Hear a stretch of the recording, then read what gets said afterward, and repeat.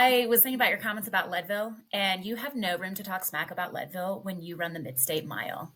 Like, truly nothing worse than that scenario. In what sense? Like monotonous, mind-numbing? Yes, loops and loops and loops. I've run enough ultras to know that is an unacceptable way to run them. I can't train like that very often. I was doing that like a workout for that once per week in the build-up, and that was about the most I could tolerate. But on a race day, having your table every 1.1 miles, it made it like I don't know. It was like an equation. You just got to like keep taking in a small amount of fuel every time you passed. It made it really easy to just like compartmentalize things. So you're trying to make something that's supposed to be hard easy. Yeah. Okay. I feel like we're on the same wavelength here. Good. I'm happy to play like boxing ring referee if I need to today. Is that necessary? I don't think so. It's not in person, so I think we'll be okay. Would you hit a girl, Brakken? I feel like out of respect for a woman, I should treat her the same as I would a man. That checks out. Yeah. So only out of respect would I ever hit a woman. I want to be very clear about that. It's a great way to make that work for you. That's what AI is going to pick up is like our social media snippet off of this. That's the one. Yeah. So we were trying to think about where exactly the smack talking originated, Kris. We had an idea, but I don't know if I'm confident in what we came up with. Where did the smack talking start? Pretty much exactly that. I was actually like driving back from the mountains with my friend last weekend while we were listening to the last podcast. And when that question came up, I was like, what? Where did that come from? So I like paused it and explained to her where it came from because she had no idea. And then basically it's the same thing. But yeah, it was the question about like, who would you fight? Who would you want to wrestle? Like, who would you want to fight? But I don't Jack remember. had Was some, it like, you somebody started it? Was the question No. asked of you or was it asked of me? Asked of you. It was on like a race brain thing. And Jack was like, oh, this guy has some wrestling background. Somebody else had an answer. And then your answer was something like, I want to fight Kris Rugloski. How dare she think she can do so well at all these different things? Like That rings something an to that exact bell. That Yeah. is accurate. Yeah, Okay. I recall. If you heard the episode, I'm sure you heard it, but I talked about it. Someone had come up in from the UK, but they weren't even the first person that day to bring it up. Oh, wow. So the people that are just High Rocks based, and that's when they started following, they've only heard the after effects of it. Yeah, they have no idea. I wonder how many people, how many listeners we've lost or fans you've gained because of my like misogyny towards you. I think I guess I owe you on this one. Worth it. 1 to 5. Kris, what do you think you're better than Brakken at? And you can't say everything. I want to hear specifics. I mean, looks. No. You're a better looking woman than I am, I think would be the fairest way of saying that. Yeah. I'd be an extremely ugly woman. I think you'd be a pretty woman. Yeah? I do. I am much better at High Rocks. I have qualified for Worlds in the Elite You've 15. won and Brakken Worlds. has not. Oh, that too. I have. Yeah, I would have led with that. You're selling yourself a little short here. That one. I think I'm better than him at 100 or than you at hundreds. You could just say ultras. Well, ultras, I think you have me at like a 50K. Have you run a 50K hard? No. Well, I guess the like Spartan Ultra. I've run the Dallas one pretty hard, and I have the fastest ultra time. I kind of forget what exactly that time is, but I feel like I ran that one pretty well. For sure, anything longer than a 50K and anything that requires like a level of like being in nature versus solving math equations like Brakken likes. He's not good at that either. We were just talking about this. Or This running came up on an equations. episode, but on the ACT, which we didn't take the SAT in Wisconsin. I think I took one as a prep for the ACT, but on the ACT, my math was 9 points lower than any other thing. It was like borderline learning disability for math. So, Okay, then let's say running equation. I'm still being the referee here. Brakken, Mhm. what are you better at than Kris? Well, first of all, sports related, and then I want to hear all the non-sports related things. are we talking pound for pound or just like flat out better? Flat out better. I would say everything up to 50 miles. Pound for pound? So you're saying you're better up to 50 miles? Yeah. I mean, I might drop out, but if I don't, I'll beat her. But pound for pound, male performance scaled to female, probably nothing past an maybe 800. a half marathon. Oh, you'd beat me at an 800. I'm not very fast. I would hope so. Yeah, scaled, not much. I'll give you She's a that world one. champion in multiple sections. This is probably why I find her intolerable. But okay, so if you say you're better anything past 50K, I challenge you to a 55K. Let's go. Excellent. I choose which one. It's not mid-stay mile. No, they don't have a 55K. I don't know anything about it other than okay, and she's gonna be better at everything at altitude. So she's gonna pick a high mountain 55K. 55K. It's hard to compare anything we've done outside of like if we've run the same routes at altitude. So like if she had run Pikes Peak or the incline or anything. I was gonna say I've done those, but I have never really done them for time. So yeah, you don't have me. Like I've done Bar Trail, I think 4 times, but each time it has been with a friend doing it for the first time. So it's been a very like casual stroll up a mountain. I don't think I've ever done it solo. Yeah. And the only time the fastest I've gone on the incline is one of the only times I've done it solo, which was when I did like a 4 loop of it. And that was, I forget even which one was my fastest time, but it doesn't count then. Yeah. That won't be your all-time PR. Anyway, point is scaled just about nothing. You wish. Hmm? Oh, wait. Oh, you're not better than me at anything. Okay. Endurance wise, scaled, probably not. Yes. No. Okay. I'm okay. Brakken Prime versus Kris Prime. We meet at a Spartan Ultra at sea level. Scaled, she still beats me. Yeah, Brakken doesn't stand a chance. If it's scaled, I beat most of the men's field. No, I beat most of the men's field. Like, well, I guess scaled, like, oh, do I do the women's weight? You do the men's weight? No, I'm saying like if you put times into a male to female conversion, your ultra ability is just better than mine. I don't think we need to scale it. I'd like that confidence. In my prime, yeah, I could beat you in an ultra. Up to 50K. Spartan 50K, yeah. Well, I'm not in my prime yet. I'm still in my 20s. So your legs might fall off by the time you hit your prime. You're not 30 yet?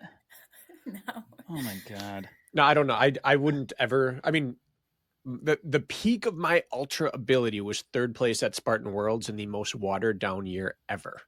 Kris has just flat out won Ultra World Championship. So I don't think there's a comparison there. Nor would I like even delude myself into thinking there could be. I'm okay with that. All right, it's settled. Maybe we'll turn it to the people to ask them after this. But Kris, are you healthy? Yes. You are. Yes. I have a few topics of conversation today. Brakken and I haven't discussed this. Okay. Brakken, do you have an order of business other than just validating yourself today? That's not validating. I feel like I've done nothing but denigrate myself. But that's your angle. That's like your angle in which to validate. Validate my lack of ability? Is that what we're validating? Maybe. I'm happy with any direction we take it. If you don't have directions, yeah, I'll take it places, but I assume we're going to go the same routes. This is what's called planning. Well, I asked Kris to be on a while ago, and she was too busy. And you actually legit were, I think, and you had stuff going on. So I wanted to talk to you about stuff like a year and a half ago. Well, a year and a half ago, or a year ago, I was very hurt. I think I messaged you like the week you had figured that all out or something. I think my timing was very, very bad. Yeah. If Is that it accurate? was something along those lines. You messaged me something about like, hey, we want to have you come on and like talk about like how do you manage like doing it all? And I was like, I'm currently doing nothing, so I'm not the person.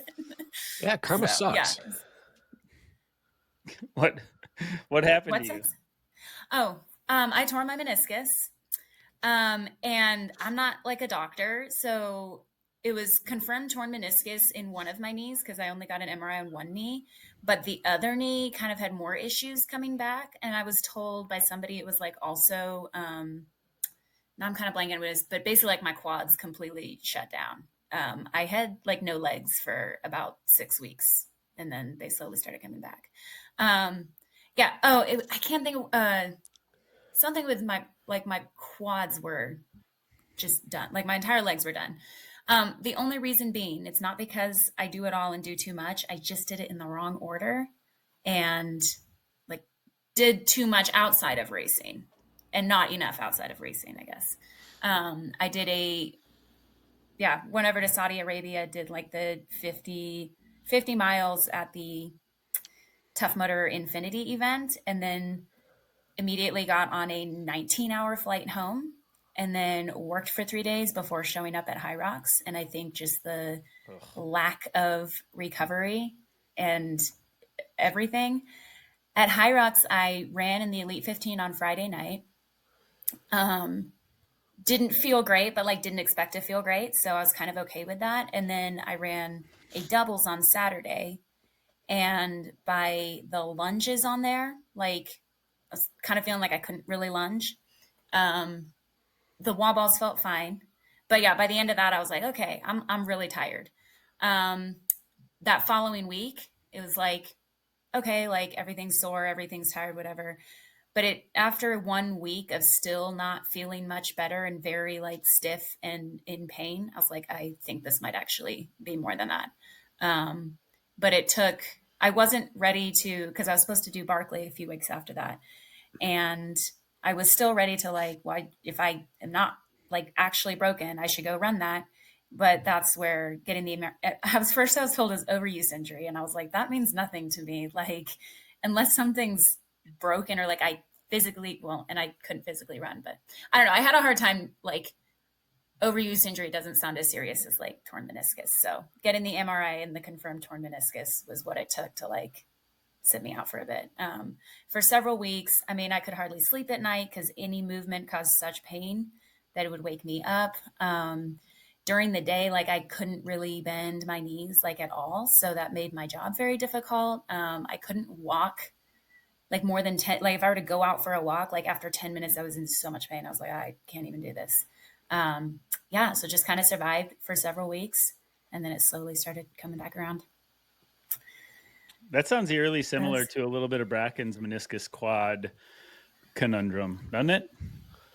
Mine weren't paired though. I came back from one and then but I'm even better at injury than you. You should have done them both at the same time.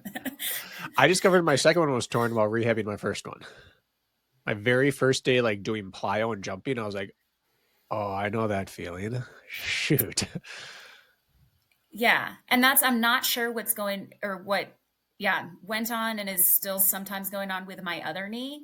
But there hasn't been the amount of inflammation and it hasn't been like, it's felt less like pain and more just like stiffness, tightness. Like it just needs some tweaking versus like, this is shutting me down. So I honestly may have been in a similar boat as that of like one knee is confirmed torn, but then the other one either tears or is torn.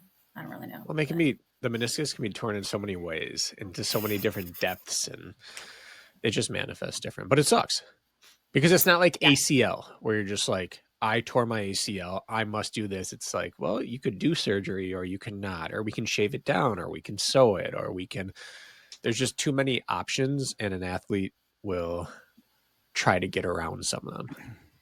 Mine was not a full tear. Like there was no flap is what I was told. So it was like no surgery necessary, just a lot of sitting around. So that was my approach. Yeah. You're, have we had you on here once or twice already? Was it only once? I think it might only been once, but we talked like very much so about an object in motion, like stays in motion. And that was sort of your philosophy, right? Like just keep the ball rolling and you gain no moss, right?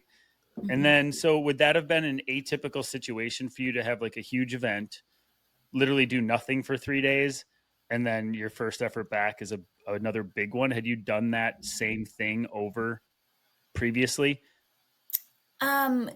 Loosely, yes. I mean, I did 2022. I was doing like, a Spartan with 100 miler by the next weekend. It was maybe like 4 or 5 days, but still from 100 miler to Spartan to Savage, I guess. Like I did multiple series in 2022 and it was pretty much one weekend after the other. So, but there was movement in between those days. Yeah. You were never sitting around. You were still actively moving all those days in between, right? For the most part. Yes. And I wasn't sitting on a 19-hour flight. Like I still mostly blame that 19-hour flight, like just sitting. Our best runner in college, he was third at nationals as a sophomore, had a bright future, decided to go on spring break. They took a 19-hour drive down to Florida to go party their faces off. He got out of the car and got his run in immediately. They drove all the way through.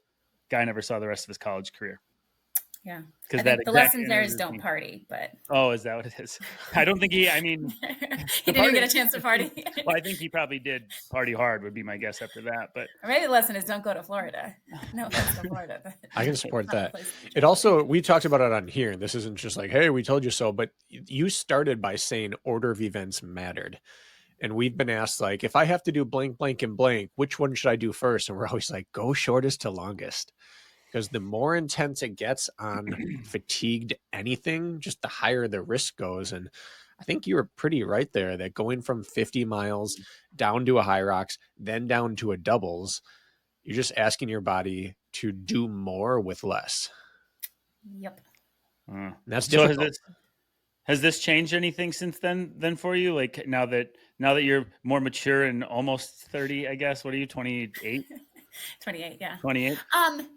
Yes and no. I think, like, I still think it's possible to do all the things. The other thing that I became very aware of is, like, I think you have to have almost equal amounts of run, strength, and mobility. And since moving away from Texas, mobility has dropped off drastically for me. And so there is a part of me that's like, more mobility is the answer, which is kind of always true in my opinion. Like everybody needs to be doing more like, mobility, decompression, like taking care of your body, not just asking for something from it all the time. So there's a part of me that's like, that was the reason that this even happened. But I think also like I've just kind of not grown up some, but like gotten older, grown up some. And or just like the scene has changed. Like there's not as many races that are interesting me or like have me wanting to travel all over. So I don't think my philosophy has necessarily changed. Like I still think I can and will do all the things, but it's just kind of slowed down as just a part of like, there's kind of not a whole lot going on anymore. There's less races that matter in the original circle you found. Right. Yeah. Yeah. And compounded with it, like I live in Colorado and I would rather be here just like running around and climbing peaks than racing every weekend. And so like, I'm very happy that there's less important races. That's interesting. It is less necessary to travel for epic scenery and experiences when you have it there. Yeah. So can you talk a little bit about that mobility piece? You said you left Texas and have done less. Why is that? Yeah. Well, in Texas, I was working at a gym full time and I was coaching like an average of 5 group classes a day. And the gym that I worked at there, Grit Fitness, was really big on like in this 1 hour group fitness class, a good like 10 minutes at the beginning and 10 minutes at the end should be spent on just mobility, mobilizing, moving through all kinds of ranges of motion. Then you hit your workout and then 10 minutes of like stretching and decompression. And so leading each of those workouts, I was like, it was coach led mobility at the beginning. Well, yeah, those 2 sections were very coach led. So I was doing an average of 100 minutes of which is an hour and a half, almost 2 hours of basic like mobility, stretching, decompression every day as like part of my job.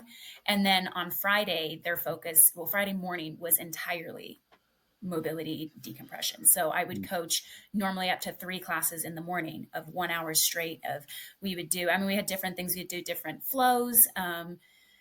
Sometimes we'd foam roll different, like, I feel like there's just so much of part of my job was so much of that, like very key piece. And it made it very easy, very convenient, and definitely enabled me to do everything that I was doing. Moving here, you know, I go and I run and I work out and then I work all day. And it's one of those things like I sprinkle it in here and there. And like there's some components of that at the gym or before running, whatever, but there's not as much dedicated time to it. And I definitely feel that lack. So that was like the change that happened. And it's hard, like it's kind of impossible for me to go back to an hour and a half of stretching and mobility every day, but trying to find something of like, I have to put something towards it, has been been something I've been trying to do more of. Now, I'm not the endurance athlete you are, like the ultra endurance athlete. But the funny thing is I have done less mobility than ever. I do 0 stretching and 0 mobility, and I haven't done anything in 5 years.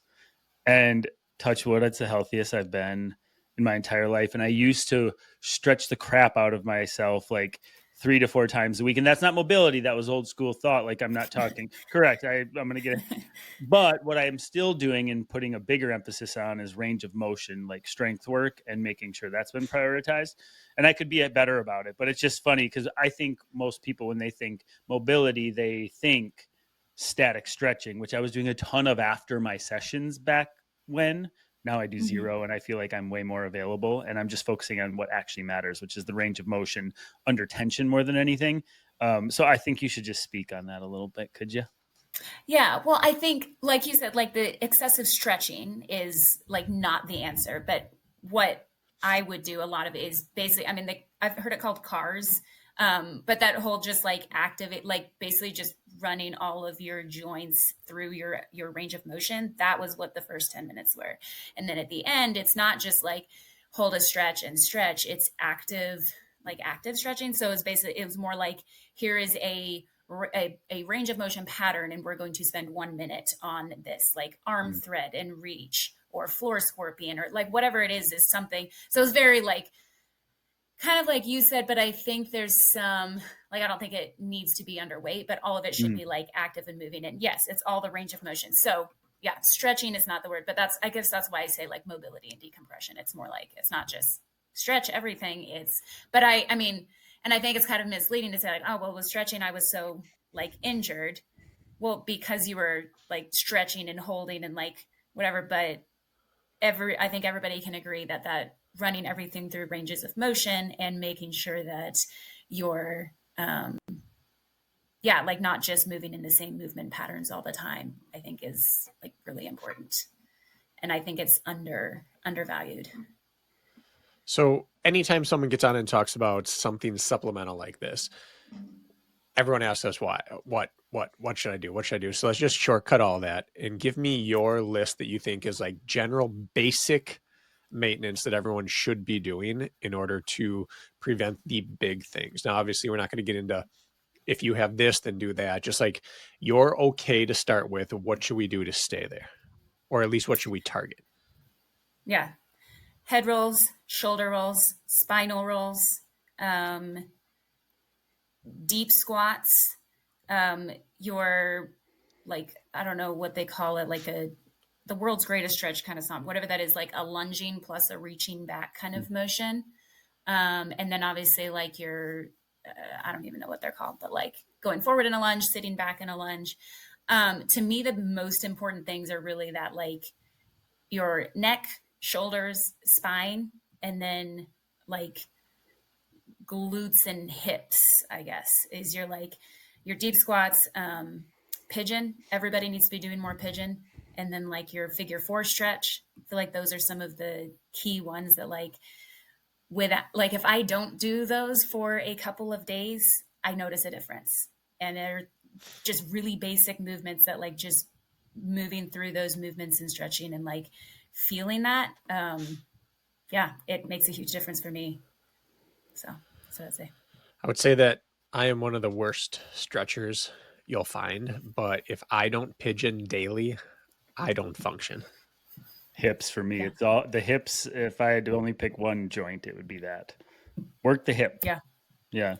The first 100-miler that I did, honestly, several of the 100-milers that I've done, if I like, because my hips will get tight and I'll start feeling like a bit of pain in there, I stop and pigeon for a little bit and I'm good to go. The rest of the 30, 40, 50 miles, whatever, like that is the one like key stretch that I would not be okay without. Not to move on from that, but just to set the stage, we can pick it up. Just because we talked to a few years ago, are you still in Colorado, still working with a family, I believe? Yep. That like big picture stuff hasn't changed? Yep. I'm still a nanny. Okay. I've been with the same family now for 3 years and Okay. I will be with them for at least one more year probably. So. Okay. And that's pretty conducive with your training right now. Like you can make it work. You messaged me the other day when I talked about getting kicked off the track and you just told me to go earlier. Yeah. Like when nobody's there yet. I was like, that's a pretty novel idea, Kris. Well, somebody showed up to the track at like 4:50 this morning, which I was not expecting. I normally have it was probably more like 4:30.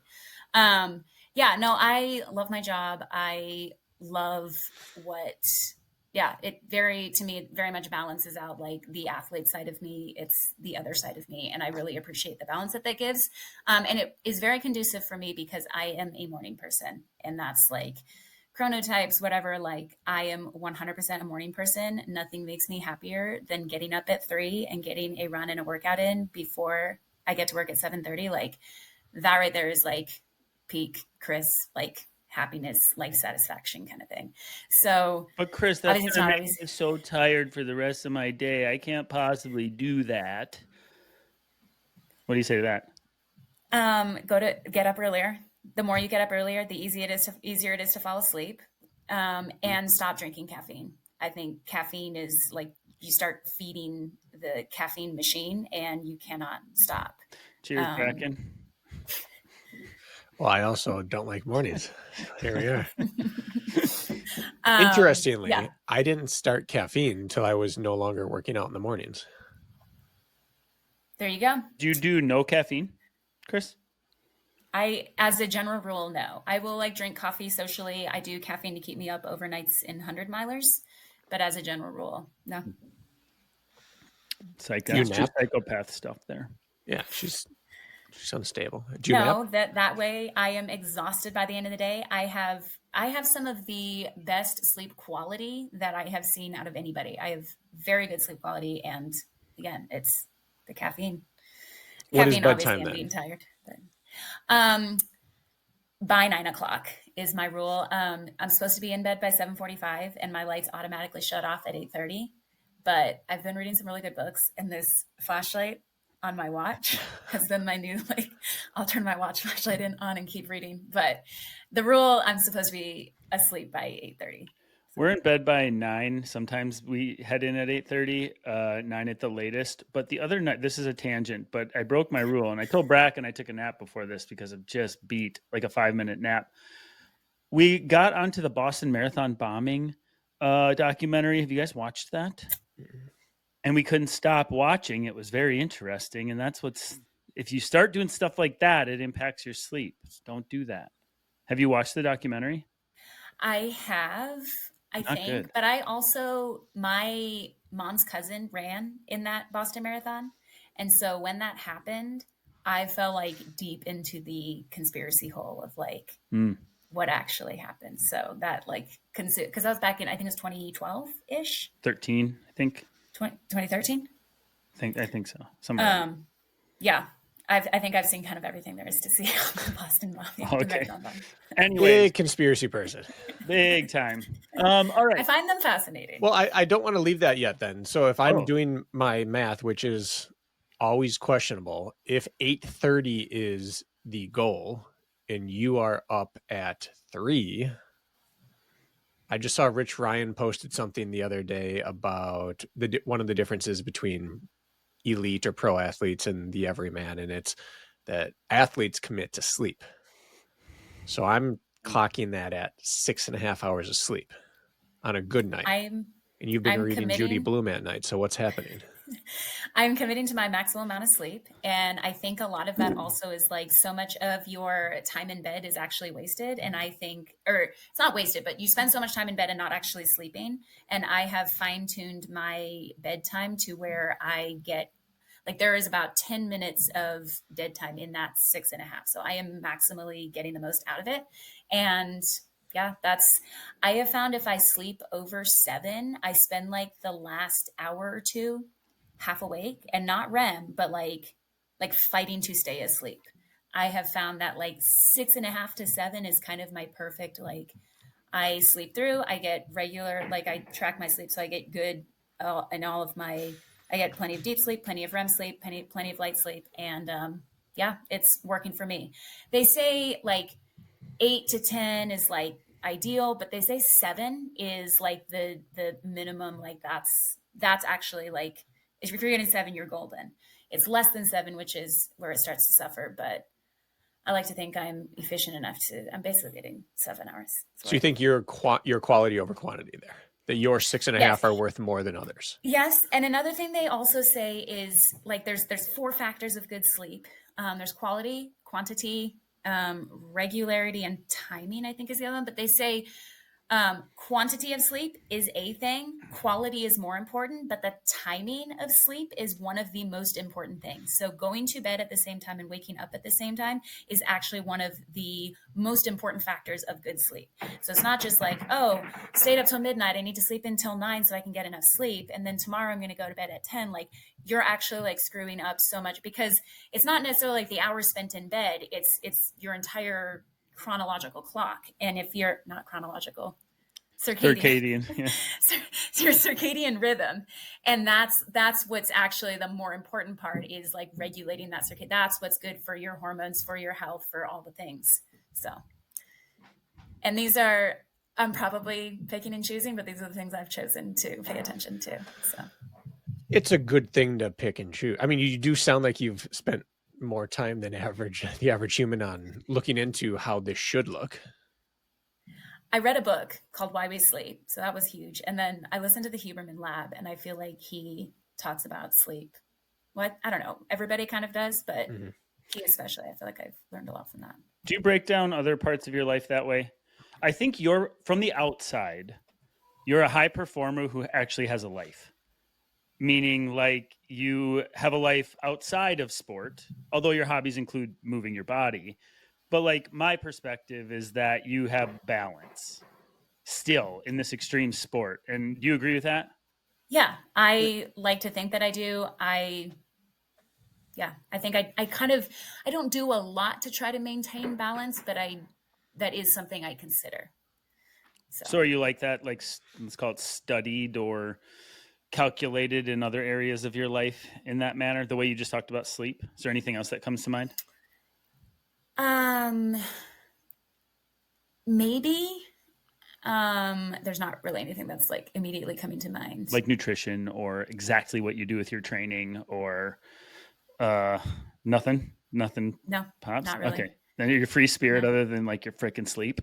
Yeah. Okay. Sleep is, I mean, because, well, I was very much on the like, oh, I'll sleep when I'm dead. I spent like my late teen years working like 3.5 jobs and getting like 0 sleep. And it was always just kind of like, oh, like I sleep and I'm good to go. And it was very much like a side, like it was just an accessory to my life. And I feel like the more I've gotten into the athlete world, like, yeah, I care about food, I care about training, but I feel like sleep, especially the more you learn about like long-term brain health, sleep is one of the most important factors that I found. So, all right, I kind of want to stay on sleep right now, Kirk, if you don't mind. Sure. Finally found something that interests me about her, so I'm gonna stick with that for a bit. When you travel, then, and you travel a lot, you also hike, camp a lot. Is this the lifestyle you've taken at home? Is that easier to adapt to other situations because you just are tired and you can sleep? Or is it harder in other time zones to stick to this type of rigidity? I think no, but I think that is more because I'm a free spirit. Well, I think No it's to which one? actually no, it does not make it more difficult. I Okay. think I travel very easily. I transition very easily, but I think it's almost one of those like control the controllables and then like just let it be. So I feel like it is something that I control because it is something I can control here. But I think also the things I control is not like who's talking to me and what kind of inputs that kind of, it's very much like the choices that I make. And so the choices that I make are like, okay, I prioritize going to sleep. I prioritize, like, I'm not on screens. I read before going to bed. I make sure I like food wise, I'm set up to like sleep well. So I feel like I control the controllables and then I don't stress about it at all. And it is literally one of those, like, I mean, there are times if I get to bed later, I really try to push for that 6. And so I will, because I give myself plenty of time to wake up in the morning. I love my morning. And so I love to get up and do all kinds of stuff before going to work out kind of thing. So I feel like it's something that I very much prioritize, but more like the habits around it versus like I bank my life on this. So when I travel, I sleep very well in planes. Some people say like, don't sleep or you won't be able to sleep where you get somewhere. Like to me, again, it's very much like it's not about certain metrics. It's about the lifestyle around it. So on planes, I like to read and sleep. I can't remember the last time I watched a movie on a plane. To me, like, I mean, screen time, anything is kind of screwing you over. So again, like I make choices like, oh, I'm going to read, I'm going to sleep. I will do things that are like productive for me and like healthy for me. And then wherever I get, like, if you're tired, there's, I don't know, just the metrics. I feel like I don't overthink it and more think about like what are like, I can make a choice about like, oh, going out to a late dinner or going to sleep because I'm really tired. And like, I would rather make this choice. And sometimes the choices are not ideal, but again, I think life is very much like you make the best choice that you can, and then you have to like be happy with that. I think that, I don't know, that's kind of how I see it. Well, you're well traveled. I mean, how many time zone shift, plane flights have you taken to compete? I mean, dozens at this point, right? Yeah. Is there any hot tips to just like, I don't know, figure it out? I will say overseas stuff. To me, like traveling overseas, because I think I've already gone to Europe 3-4 times this year. Oh. I think. And I might be counting December of last year, but again, it just comes down to the basics, like eat a lot of good food, drink a lot of water, sleep when you can. And like, this one sounds dumb, but like, don't stress. People stress about flying, forgetting stuff, making connections, all the things. And like, all of that is taking a toll on you and your body and your brain. So I think, again, it's like control what you can, which like eating and drinking are like always going to set you up for the most success. Like eat plenty of good food, drink lots of water, and then like don't stress. That's my hot tips. How does one not stress? Because there's a lot of high strung people in this sport. And I would argue I'm a little bit high strung. Like I am a very like I don't know. I'm not just like this Zen, like, oh, nothing matters. Like a lot of things matter a lot to me. Like I'm a very like driven, motivated person. Diva, many would say. A what? Diva, many would say. Yeah, that's what they say about me. Yeah. No, but the not stressing, I think it's one of those like, I don't know. I've done like reading and stuff on sports performance, these kind of things. And I guess it's kind of this idea of like observing your thoughts versus identifying with them.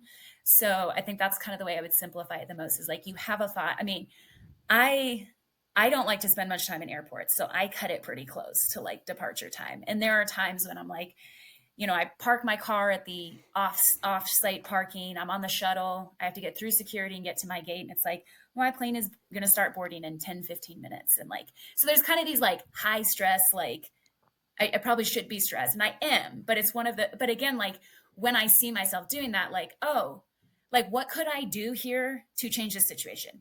Literally nothing. I should probably just like sit. I should be kind to the people around me. That's not their fault. And I guess it's one of those things like when you have these thoughts about like, I'm not going to sleep, like I guess like frustration with people, with situations, all these kind of things, when you recognize like that is your perception of what's happening, and you actually get to choose your perception to that. So you could choose to be like, this person chose, is taking too long in this line.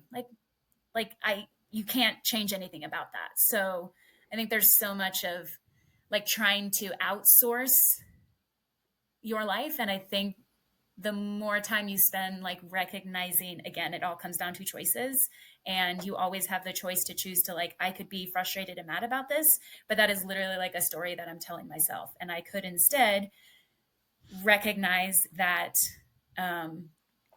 like, I guess like being frustrated and mad about stuff doesn't actually solve anything.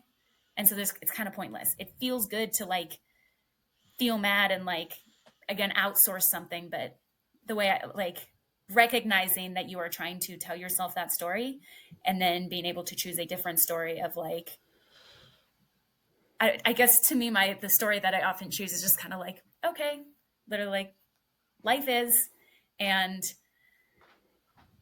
like, you can't actually change the life that's happening to you, but you can change the way you react to it. I don't know if any of that, I feel like I have a lot of different thoughts and things that I like think about and do, but it's hard to put it into a like, how to be less stressed. I think it's giving situations power and control, or not. There or you choosing go. not to give situations power or control. Just understanding the controllable is wearing the shoes that you have on your feet. And that's literally it. Right? Yep. There you go. Control the controllables. Don't try to control the uncontrollables. It's interesting. I'm a bad travel sleeper. Time zones do mess with me. And since having kids and then having the nights where several in a week will all get sick and they rarely overlap. So it's like someone's throwing up all night, and then 48 hours later, the next one starts. And then 48 hours later, the next one starts. I haven't gotten any better at sleeping at all. Even when we try, like, you would think enough bad nights you can sleep through anything. That's not it with me. But what I've noticed is they've stopped bothering me. There you go. It's like the last time I was in, like, just over in Saudi Arabia, I was laying there not sleeping, and it was hot, and it was just like the same phrase went through my head as when the last time Mira was throwing up here, which was, well, this is what this is now. And then as soon as that like acceptance happened, it's like, oh, it's fine now. We just accept this is a bad night and it's gone. The night's already lost. Yeah. So, and now the nights get slightly better each night I'm there. Or in the past, they would get worse each night I'm there, because then I start to perseverate on how bad the next night's going to be. So I can't even fix my sleep, but kids have fixed how little it matters to me. Do I hear a happy dog wagging its tail hitting the floor right now? What is that sound I'm hearing? Those are children upstairs. Oh, those are children. It sounds like the slap of like a dog's tail on the floor. It sounds like they're dragging a toy. Probably. Okay. Maybe you're just an old soul, Kris, because I think I just like read and like to consider other perspectives instead of just like, I think one of my favorite things is like, if you argue for your excuses, you get to keep them. And I feel like that is one of the most impactful things I ever heard of. Like, you actually get to choose what you decide matters to you. And like, if you want those things to matter, like, congratulations, you get to keep them. And to me, that's a very, like, I could actually argue and like I could aim for so much more and like a better perspective and better ideas and that kind of thing. So what was that sentence again? If you argue for your excuses, you get to keep them. A lot of people out there doing that. A lot of people. It was either that or limitations, but I feel like they're kind of, both of those kind of work. But that whole idea of like, yeah, if you argue for that, like, what's the point here? You get to keep it. Yay. Like, how about you try to like change something? So you can literally tell a complete lie about a situation or how things actually happened, and you will find yourself actually believing that new rhetoric very easily. Race excuses become true identifiers for people when it's so far from the actual truth of the situation, and they convince themselves it's actually true by telling the same lie to themselves over and over and over, getting validation by comments based on post-race excuse posts and things like that. You see it all the time. And I've done versions of that, and then I'm like, yeah, I think I do. I talk myself into a false reality for sure. Yeah.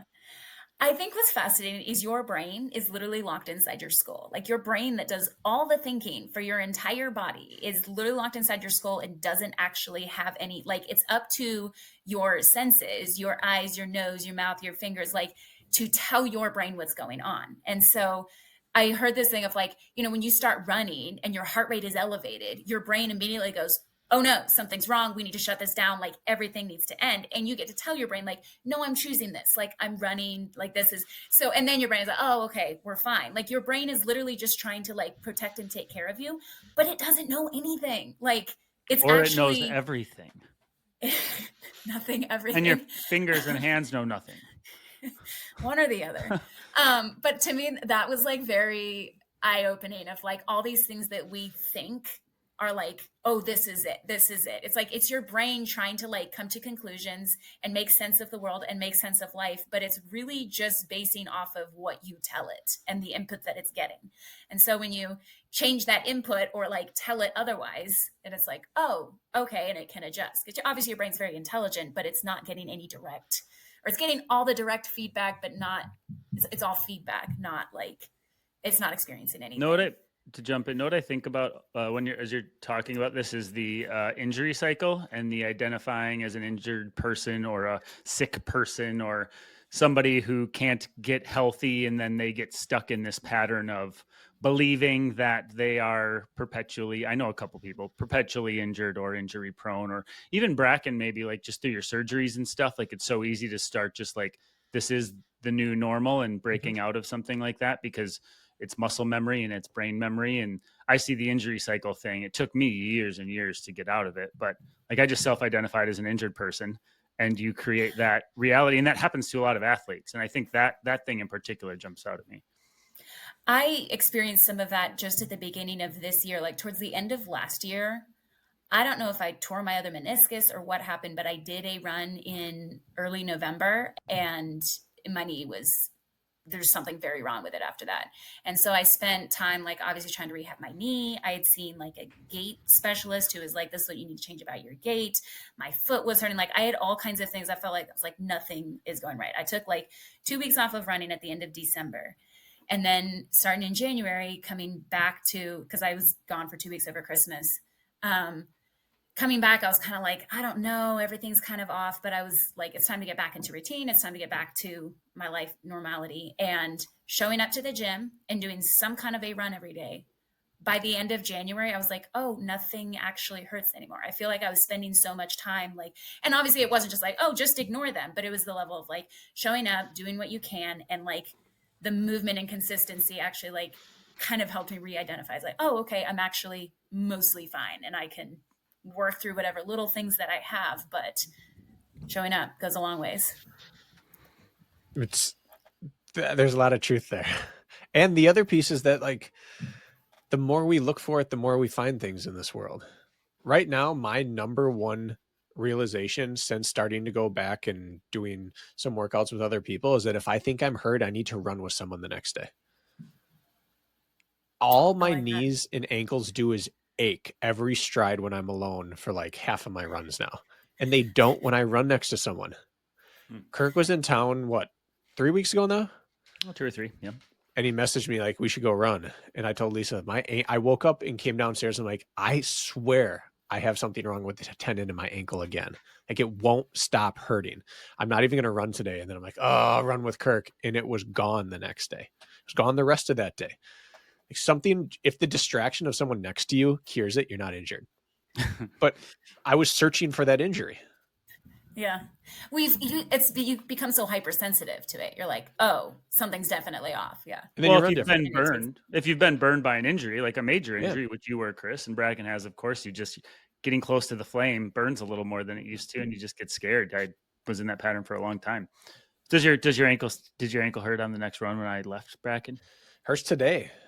Now I blame some of this on the spiky proteins from COVID. Like I have a crazy inflammation response still when I do work that should provide some inflammation, but it's not injury. But I equate that to injury too easily. That's something like recognizing the difference between like injury or just something's a little off, and it's so easy to like, oh, it's injury, and like react and overreact to it versus like, okay, I just need to kind of like work through this or figure out something. Unless your bone is cracked, your ass better be moving in some capacity with purpose. I think that's sitting dangerous around advice. No, it's not. Listen, okay, maybe Tendinopathy. Not still. Then I just through my recent injuries, non-bone related. Oh my God, stagnancy was not the answer. In fact, I would get worse with stagnancy. Actually, leaning into the pain in certain ways under supervision was so much more beneficial than just sitting there being like, "Nope, I'm hurt. Leave it alone." Oh, that's the worst advice anybody could get. I thought you meant get out and Movement run is medicine. still. Oh no, don't get if you have like no. I mean, there's. Yes. Okay, can we pivot? Can we hard pivot, please? I have two things I want to get to with Kris. Can I just open with one? She's wearing a shirt that says it, and I want to talk to her about it. And that is Hyrox. Well, I can ask do you want to say something before I ask a question? Well, just before coming on here, I saw that they are instating a penalty box after wall balls for elites. And that was pretty cool. Is that going to be able to be, you think, assessed, enforced, and monitored in real time accurately? Yeah. Who knows?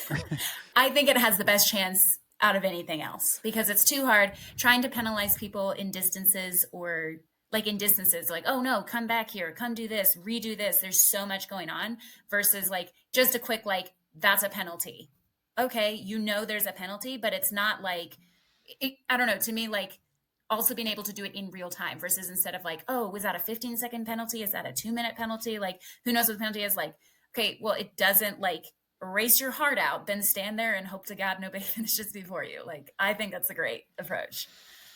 I think it simplifies things a lot. I can't stand it, but it's the right version of their current system. I want like all angles camera on that penalty box. And I just want to stare at that person while they're sitting there waiting in suspense. Penalty boxes are dumb in nature because it's not racing. But if you have to have one, that is the place to put it. The work's done. Like you're not able to rest. The accuracy of like, what if it comes down to a second, but the time the guy got into the box and then the timer started and then they were released, there's going to be some subjectivity to that no matter what. And I think there'll end up being some sort of controversy because of it away. I mean, what is Hyrox without controversy? Fair. It's fair. Okay. Can I ask my question? Yes. All right. So Kris Rugloski was a Hyrox world champion in the year in which was that the Woodway treadmill year? Vegas. Vegas year. Vegas. Okay, pregnant Lauren year. It was forever. Going off timeline. It feels like. How many years ago was this, Kris? 2022. 2020. 3 years ago? Oh, it was only 3? Are you sure about that? Yeah. Wasn't 21? I can vouch. I was there. The golden year. Okay. What year was the COVID? Was that 2020 they did the treadmill year? Weren't you there? I don't think they really did anything 2020. 2020 they did that Dallas Invitational, but I don't think that really counted as a world champs. I think there was nothing for 2020. 2021 was they did a treadmill year. They did 19, I thought, was Germany, and it was they invited people to the world championships and they did assault runners and things like that. Okay. I think 2021 was the Elite 12. Or is that what it was? Was it 21? Tobias won? I want to say it was 21. And Tobias, yes, that was definitely the year Tobias won. So 2022 was their first Elite 15 year. Okay. And well, I guess that's the thing I want to ask is, first of all, didn't you worked your way through that field quite well? Like you were, let's call it not in the mix in the front early, and you were a slow and steady come from behind. You timed it perfectly and won. Am I remembering that correctly at least? Yeah. Okay. I think I was either 10. I think there were only 13 people in the field. So I think I was 10th coming off of the sleds. Okay. Okay. Right. That. Okay. And then it was like, you got it done just in the nick of time and nailed it. Yep. So my question for you is this. So I feel like the sport isn't a different sport, but it's a different sport. Let's call it today. Firsthand, coming from the eyes of a world champion who you have not regained that title since, right?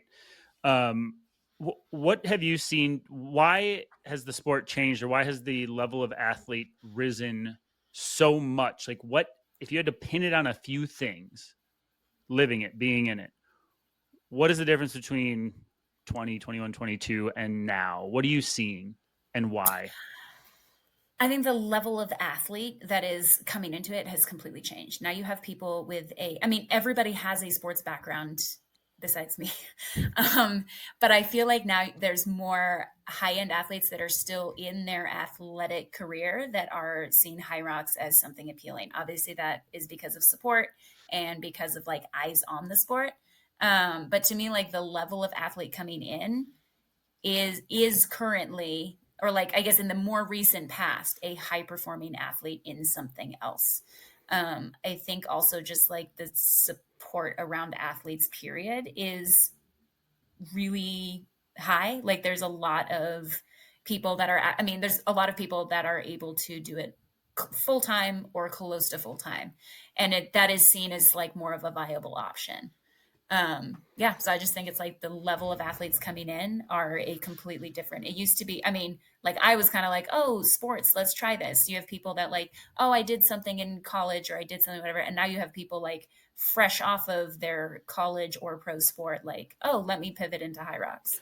Well, I feel like I think the level of people is when you won, you were still, and still are, but like you were playing the game with many other let's call it race series and organizations. You were still doing OCR pretty heavily. You were still running ultras quite heavily, correct? You were doing all of the things. She went off to Big Bear the next day. Oh, that's right. You went to Big, and did you take third or something or second there? I think I got third. Third the next day. That's right. You flew over and did that. Okay, or drove over. Yeah, that's right. That was fun to watch. So that Kris, like if I were a former world champion, right? Like my heart would belong to that sport. I would just have to want to either stay there or pursue it harder, because now that is who I am. How many people win a world championship? Not very many. So what is your association with that since? Because you haven't won since, which doesn't take away from how you're performing, and you've had injury and all that. But like, what is your emotional association with High Rocks since that win compared to today? It's kind of the same that it's always been. I think it is a really like fun competition. I think it is a great way to train like all around.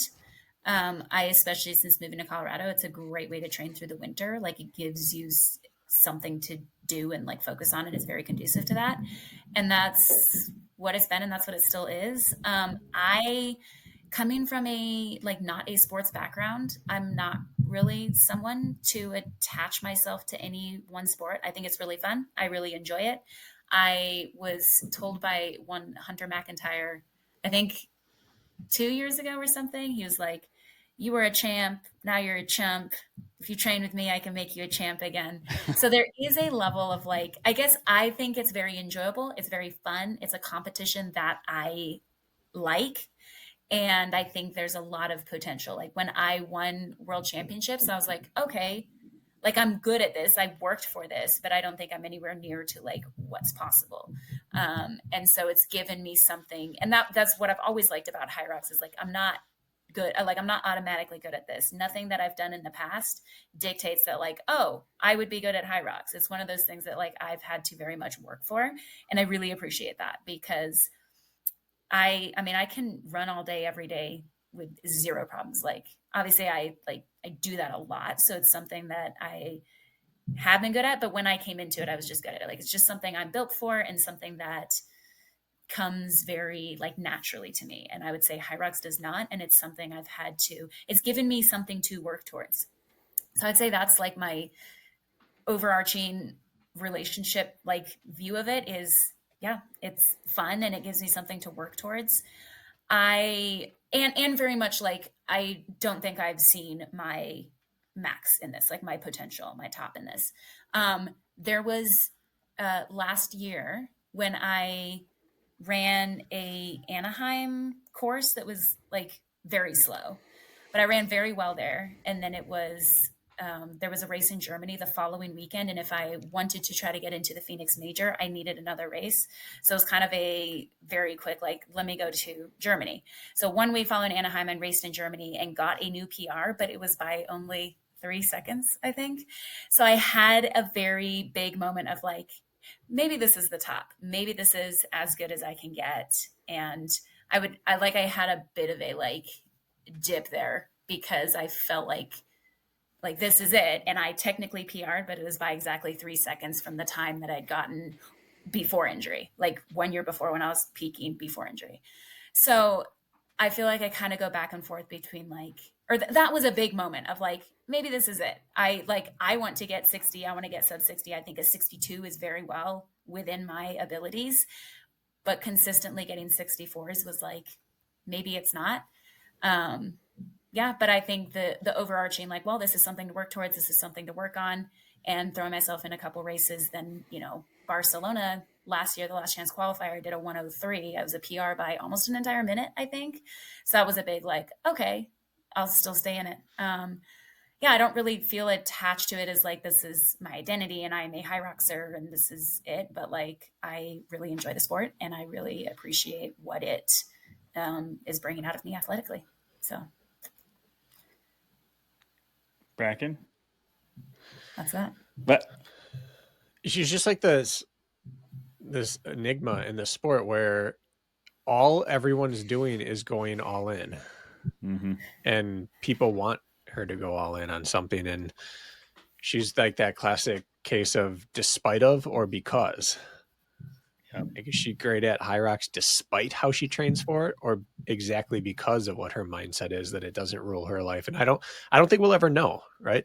You'll go all in and whatever happens, you'll wonder, what if I hadn't gone all in? What if I kept doing my thing? And if you keep doing your own thing, you'll always wonder. But I think it's one of those things that may always matter more to other people than it does you. Sometimes we can't control our talent location, and other people might really want to see you go 1000% at high rocks, but I don't know if we'll see that. Yeah, but like, I think the reason I do so well is because I have a life outside of this. Mm-hmm. I mean, I think like I got injured, like broken, completely hurt in March of last year, rehabbed for a bit. By like June, July, I was kind of back to form. And so because I was back in it, then August, I went and did like an Ironman and 100 miler. And I 100% credit those, like, those are like soul experiences. They're very physical. Like, I had to do a lot of biking and swimming and some running, which was good for like fitness period. But those were like soul feeding experiences. And I think that is the only reason I was able to do a high rocks, like back at the same time that I had, it's 10 months later, get the exact same time, or 8 months later, and some people like, oh, 100 miler isn't conducive and Ironman isn't conducive, but like, or maybe it is because it's fitness and it's life. And I would argue I'm living more life and like seeing more things and adventuring. And I think that feeds into me as an athlete. I don't think you can separate like, well, if I become this athlete, then it'll create some level of athletic success, but I don't think you are ever just an athlete. I think you are also a person. And if you are spending your entire summer just grinding away at repeats and sleds and machines, like, I don't think you're really like feeding yourself as a whole human. Although there are people that like find fulfillment in that. Again, I don't think you've been to Switzerland and run 100 miles through the Alps. I don't think you've been to the top of a 14er in Colorado. Like, you're missing out on so much, in my opinion. Well, I think it speaks to the type of talent that you have. Talent, we've talked about here. We did a whole episode on talent looks different for different people and it manifests differently. But I can only think of we'll never know, but I would name 3 other people who have ever been in the Elite 15 who could get back to the Elite 15 without focusing on high rocks. Just in terms of their athletic skill set, I would say Hunter could, Lauren could, and probably Dylan Scott could. Outside of that, I'm not sure who else could get to high rocks Elite 15 without being a high rocks athlete through and through. That's something I'm very proud of. And like, that was, again, like, I feel like I've had these like, oh, this is it. This is all I have. And then like, oh no, like I can do more than this. I can do better. Getting back into the Elite 15 this year is honestly, like, I think more impressive even than like winning world championships. You shouldn't have been there this year. To get back in, and from coming from like, I was broken at world champs last year, I had a chance to race in Stockholm last year, but still I was like, 0 high rock shape. So I had a chance to race 1 major, but other than that, 0 majors. And to somehow get into the Elite 15, that was like, I think that made me feel very like I'm putting the right work in the right places. So. And I should say Meg could do it. I'd be shortchanging Meg to not have her on that list, but I like, she is a high rocks athlete, so I would argue that. Yeah. That's right. Do you find if I put myself in your shoes, winning and then being stoked just to be there, in quotes, let's just call it, right?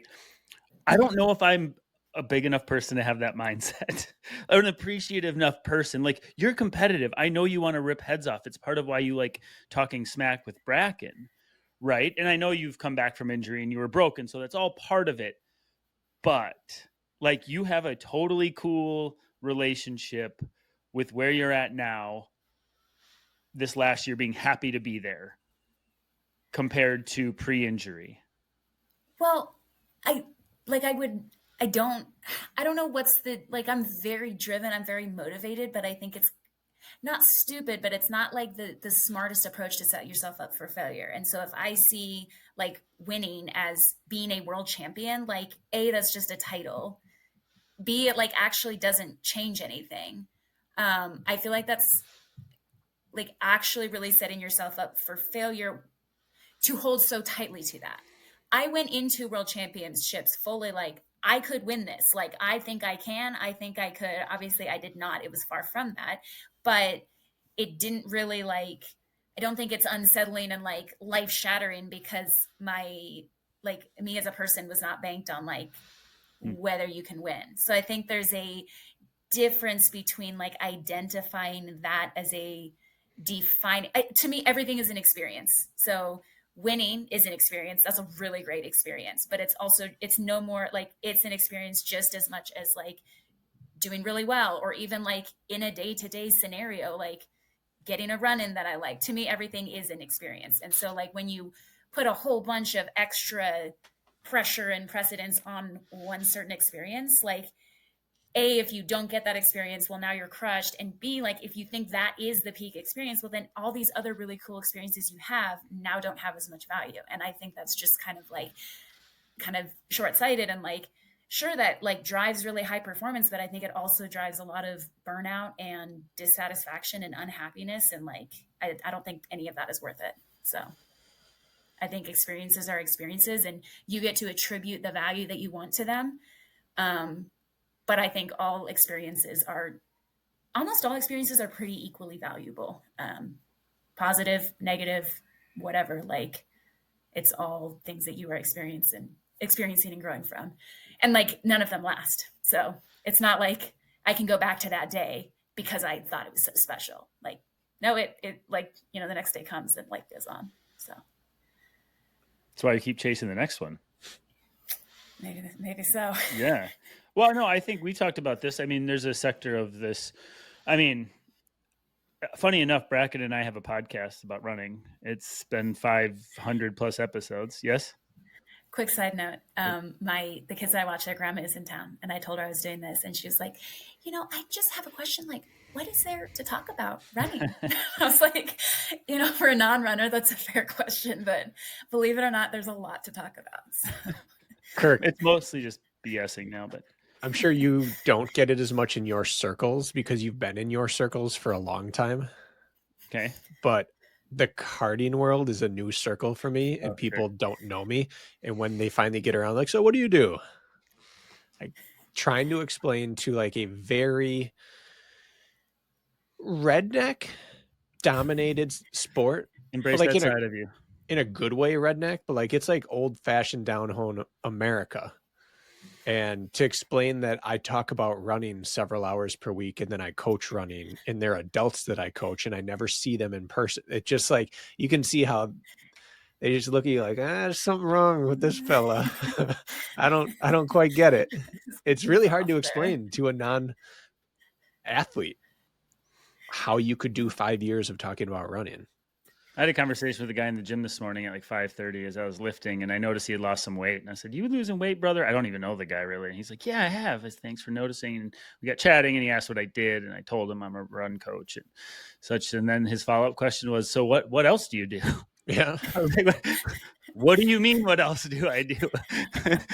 That's a thing. You work at Wells Fargo. I can label that. That's what he told me. Like, I can put that in a box. Don't put me in a box. What was I going to say? Oh, the sector of, the irony that we have a podcast and we talk about running. And I think from the outside, I think Brakken less than myself. I think you'll agree with this now, Brakken. But I think people, if they think like, who is Kirk, outside in is like identifying like, who is Kris? Kris is a high rocks athlete from the outside looking in. From my eyes looking out, that is like a fraction of my puzzle piece, right? My internal rhetoric is a lot of other things, and those cups I like to fill them equally. But a lot of people from the outside, like I'm trying to do this to you right now, putting you in this box, asking you about high rocks, how you do. And I'm doing the same thing that people do to me. And I'm like, honestly, my life's going to be good whether I never win another race again or not. Right. And so maybe I need to check myself is what I'm getting at. Do you understand where I'm coming from there? Yeah. Yeah. No, when it comes back to like, you want to be able to like categorize somebody. And I think people are more than that. And it's like you want to be able to identify everybody else, but you don't feel that same way about yourself. Yeah. Like, I don't need to identify as anything. I sure am trying to make you do that right now, and you're not doing it. Sorry to disappoint. How much do things affect you? I was just talking with an athlete about, they're asking like, what are the best feelings as an athlete? And my like immediate, true, honest reply is that the single greatest feeling as an athlete to me is the trip home after success. And the worst is the trip home after failure. Like leaving the venue, whether it's 30 minutes or 19 hours, basking in I did what I set out to do, just so satisfied, is the single greatest feeling that I've ever had as an athlete. And the worst is going home, thinking of I have to tell every person who asks. Like it doesn't matter to anyone else but me. But that's my answer. And I've never been able to change it. That journey home has always, even in high school, biking home after a track meet, knowing I took care of business versus I shot the bed on that one. It's just, that's my identifier of success or not. It's that feeling afterwards. I can't change it. How much does yours affect you? Does it follow you? So I had two different thoughts while you were saying that. My first thought is like the single greatest feeling. I would say it's almost the anticipation. And that's why I was like, maybe everybody's just wired differently. Mm-hmm. Because I love the idea of like what I get to do. But then I would say when I'm in it, I'm just ready for it to be over. Yeah. Typical. And my drive, I can relate some to the whole like, the feeling of like that utter high versus that total low. But I would say almost to me, the better feeling is like coming home and realizing that none of that actually matters and like life just goes on. I would say I prefer the step after that of like you get home and like, I mean, even after Barcelona, like great race, felt amazing. That was fun. Then a little bit of disappointment because I got bumped to fourth, like whatever. But then I get home and I show up to work in the morning and one of the 6-year-olds says, congratulations. The 4-year-old says, did you run all the way around the city? It's like, sort of, yeah. The 1.5-year-old doesn't care. And it was just that realization of like, none of that actually matters. I feel like we put so much on these little competitions and it's fun. It gives you that anticipation and it gives you so many like emotions and feelings and experiences and like humanness. But I think my favorite thing as an athlete is coming home from a big weekend of all kinds of ups and downs and highs and lows and whatever. And then coming back to like, I guess to me, I come back to something that I enjoy, that fulfills me, people that love me, and realize like they like actually have no concept of what I'm doing. And that's great because it actually doesn't really matter. And just like what matters. To me, I would like, what matters is how you interact with the people in your everyday life. And I'd say that's my favorite thing, is coming back and realizing none of it matters. What do you like about the anticipation? Because most people hate, like, the week of a race is like the worst for people until the gun goes off. To me, I think it's so much of like I've controlled everything that I can. And now this is like the biggest uncontrollable, and like anything could happen. Anything could happen. And I think it's just one of those, like, I like the idea of, like, obviously you don't want to think about like totally losing, but I find it kind of like entertaining to think like, well, if things go totally south, here's what could happen. Like, here is the very possible scenario. And then of course, imagining like, oh, the best possible scenario, that's always fun. I think, and that's where I think like, that's just different people. Like, I like the excitement of something new and something like, I have no idea how this will go. Nobody else does. Like, just like that excitement of it is cool to me. And again, like, there's not really any reason to panic, because like, it's one of those like worrying about, or being like worrying about things before they actually happen. Like, you spend so much time like, well, this could happen, so I'm going to pre-worry about it. And you're like worrying about tomorrow's troubles kind of thing. I really like to think about like, what could happen. Anything could happen. Nobody knows. And I don't know. I think that's like fun and exciting. I feel like there's got to be some ultra mentality. I think a lot of my mentality comes from reading a lot of books and writing a lot of ultras. Well, you talked about interpreting inputs, right? I think everyone feels that, but I don't think most people interpret that as pleasure, as good. I think most people interpret it as bad, and they don't recognize it till after the fact that that's part of why they do it. They're alive. Excitement and nervousness are the exact same feeling. Yeah. It is how you interpret it. Like, that's science. And then I think there's also like human beings, for as long as we've existed, are built for facing problems and overcoming them. And so, yeah, I think it's something like you're actually like, our lives have become so easy. I think that's why, or I think it's very healthy for people to make things challenging and find things that challenge them. Like, you see the downstream effects in life of like, oh, this is actually making me handle these arguments better, or these disagreements, or just life. But yeah, it's very much like, you are actually like, I think that's like, you're experiencing your most human self when you're like challenging yourself. And it's actually like that feeling of being challenged. That's the whole thing of like, you know, trying to buy a car. Like, when you save up and you spend all this time, you're not actually, well, actually, I guess that's a bad example. Well, I guess what it is once you get the car and you have it in your driveway, well, then it's like, like, now we have it, and you're immediately on to the next thing. And so we think like, oh, we want the car, but no, what you want is something worthwhile to work towards. That's what it is. Well, some people say we are geared for this. We are built to challenge ourselves. And other people say, you know, we have strategies. We have the ability built in to handle stress. And it almost is like, it doesn't matter. You want to say the car thing, like, was the car built to go 300 miles per hour, or it goes 300 miles per hour because it's capable of it? Like, it doesn't matter which side you start from. If you get to the same spot, it kind of just is what it is. And we search for it other places. We all know the people who just need drama in their life, and they're generally people not chasing other things.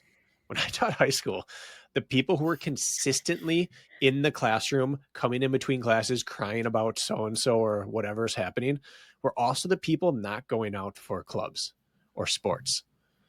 And then as soon as they get into an activity, their drama dried up a little bit. It's because it was the only thing getting their nerves pumping. Get into an argument in the hallway was the only thing that gave them adrenaline that week. And they didn't know in the moment. They weren't saying, I am happy when I'm fighting. It was, fighting makes me feel something, and I keep finding myself fighting rather than... You're always seeking that tension. That's the whole dopamine thing. Dopamine is literally like your body's always wanting equilibrium. And so when you have like a big dose of dopamine, then your body works to come back, and you come back to the equilibrium. If you get so much dopamine, your body is constantly trying to come back to a state of equilibrium. I'm going to stop trying to say that word. But it's this whole thing of like, you need that, because it is supposed to be like unbalancing and then balancing out. And that is like, but you have to have that, like you have to have that imbalance to be able to balance. If all you are doing, I don't know, if all you're doing is balance, well, then you're not actually, like, you're not hitting that imbalance and coming back. And when you go too far, it's the pain and pleasure. If you go too far into the pain and too much pain, well, now you're actually like at such a deficit. But it's the balancing the pain and the pleasure. That tension is like what your brain is supposed to be doing, is balancing between that pain and pleasure. But I would say most people don't know as they seek it. You're sitting there race week like, yep, this is why I do it. This is exciting. Awesome. Can't wait. And most people are like, why do I do this to myself? And then afterwards you're like, that's why, because I felt something that week I don't feel other places. I just think it's rare to know in the moment. Like most people don't know they're in the good old days during the good old days. I think it's rare. Especially in your 20s. Huh? Especially in your 20s. No, really. Like, I feel like I have the whole drama or freaking out thing or living and dying by anything that happens in my life has notably, I'm not going to say smoothed out, but your hectic day at the airport, like I could miss my flight and I'm not going to even flinch anymore, right? Like it'll be fine. But 15 years ago, that wouldn't have been the case. We've all experienced other things that were much more difficult, and that gives us perspective. When you're 87 miles into 100 and you're bleeding from 12 places and can't even imagine getting to the next 13 miles to finish, the airplane ride doesn't matter as much anymore, you know? Right? Yeah. And you put yourself in a lot of hard situations, and that gives you perspective on the trivial stuff. For sure. For real. For sure. Yeah. I know you have a bit of I think we got you for like another 5 to 8 minutes. Mm-hmm. And then you got to get back to the kiddos, I would assume. I don't know what you're doing this year. What are you doing the rest of this year? What you talk smack about Leadville. Maybe start with that. What's on your calendar? Well, first, I hardly know what I'm doing either, so I don't blame you for not Okay. knowing. I am doing Leadville, and I'm getting very excited about Leadville because I don't go back to 100 milers very often, but this is one that I have done before. And I had a really great day out there when it was like my 5th 100 miler of the year. And I just spent the last month spending a lot of time like up at altitude, climbing up big climbs, seeing amazing views, running a lot, covering a lot of miles.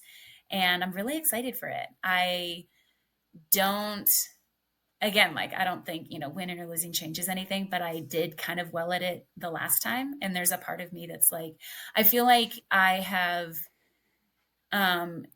in some ways, like pulling back on so many of the competitions and just kind of like constantly competing all the time. I've had a lot more time to like build. And I feel like I am a like stronger athlete, stronger, more present, and like, in some ways I am putting a little more emphasis on each event because there's not so many. So I think that like, I'm definitely feeling that going into Leadville, where I would like to beat my time from last time, which was not a bad time.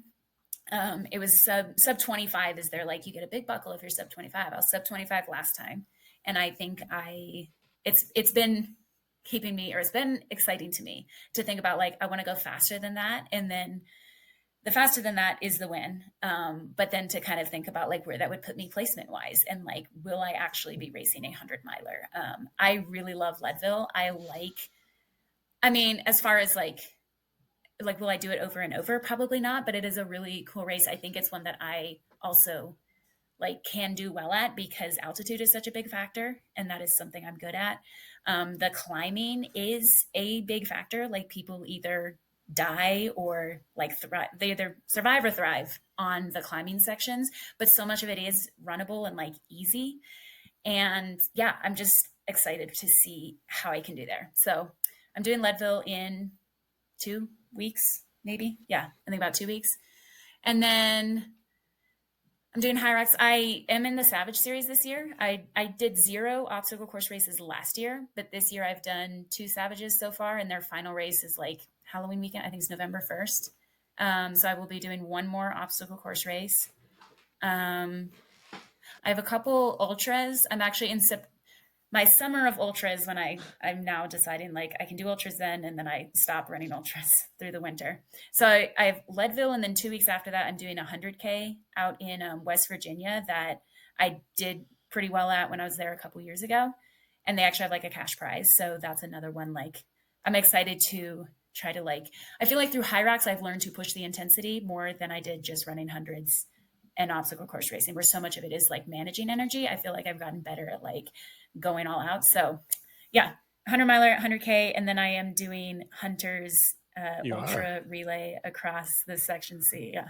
As soon as I heard about that, I was like, oh, I'm in.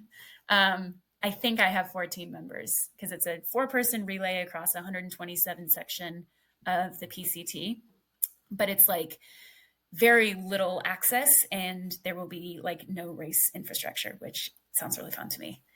So, yeah. And then after that, it's Hyrox. I think there's a possibility I am in for teams in Hamburg. So I might be in Hamburg. That's very iffy. And then, I mean, I feel like we get race dates and then we get, we're able to sign up, but then I don't know, the whole announcing races has been very scattered, which has made any kind of race planning pretty scattered. But yeah, I'll be going back into Hyrox mode and we'll see what we can do there this year. Well, it's cute that you are crediting Hyrox for your ability to push hard now, and that's gonna show up in a 100K race. It's just funny, like the perspective of what we come from, where you're like 62 miles good, something short enough I can use my newfound intensity training. Yeah.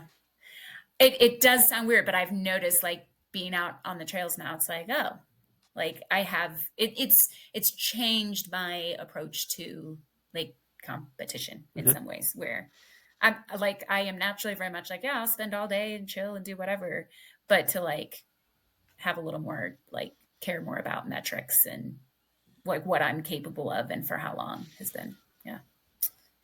So when you're training, if you have like 2 ultras up next, say 2 weeks apart, which is kind of crazy for any normal person to think about doing. Do you compartmentalize your training? Like, do you not touch ski ergs and rowers right now, or are you always keeping everything in a little bit? Always keeping everything in. I found, I think the first year I moved here, I took the entire summer off of strength, and that was a mistake. So I feel like I prioritize the running, but I feel like now I consistently get 1 morning a week on trail, like a longer trail run, but I'm still doing a track workout and then just a bit of like in between speed on like flat trails, I guess, but not really trails. And then I'm working out 3 times a week, like doing a strength / ski or / machine workout. Yeah, I think it's way more balanced than just going all in on any one thing. So like Hamburg is when? October, first weekend of October. Many months away. Like you're still probably like pushing a sled every week at some point just to stay in touch with it even now. Okay.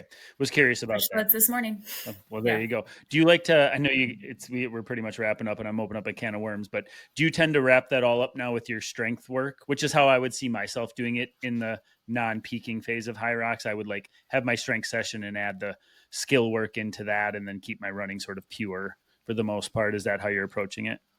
Yes, 100%. That's the gym that I'm going to and the program that I like the programming that the guy that's in charge is doing. And it's a lot of, some days are more strength focused, but almost everything has you touching a little bit of like less strength, more like speed, like I guess like capacity. I don't know. I don't really know the terms, but some level of like, yes, we're building more strength in the off season, but it's not like I'm ever do just a meathead day. So there's always some kind of like erg sprint at the end or some kind of like touching that top speed, top. So. Well, it's time. It's time. It's fun. Yeah. Kids are waiting. Thanks for taking time for us today. Yeah, thank you very much. When the mom asks what the heck you talked about for an hour and a half, what are you going to tell her? Well, I told Grandma, I was like, well, like they talk about like, pacing and going into races and coming out of races. And then I told her, I was like, they'll have like professionals on that'll talk about different things. And then I told her, I was like, and then they also have like human interest, which is me. And I just talk about stuff. So her next question was if I get paid. So you'll be getting my bill. Yes, checks in the mail. Ask her how much you deserve for this. And I will. And don't get back to us on it. What I told her, I was like, well, I think like the big time podcasts where they have like studios, I think they might get paid. And she's like, well, if you're going to get to that level, don't you need to start trying? I was like, oh, I am not there yet. Like I cannot. You need someone like that in your camp. I like that. I think when you monetize your podcast, you pay your guests. Yeah. Or at least you fly them in. Yeah. But I am a little curious. Like, I mean, you know, the big podcasts that fly them into studios, do they get paid? I had never thought about that. Yes. I had never thought about like, should I be asking for payment for my time? Most don't, some do. Okay. Most of the time, if it's a big enough podcast, the new audience you now can draw from is monetary gain enough. Yeah. Much like what's about to happen for you here. There we go. I'm going to start building from now on. You guys. All right. Thanks, Kris. Thank you.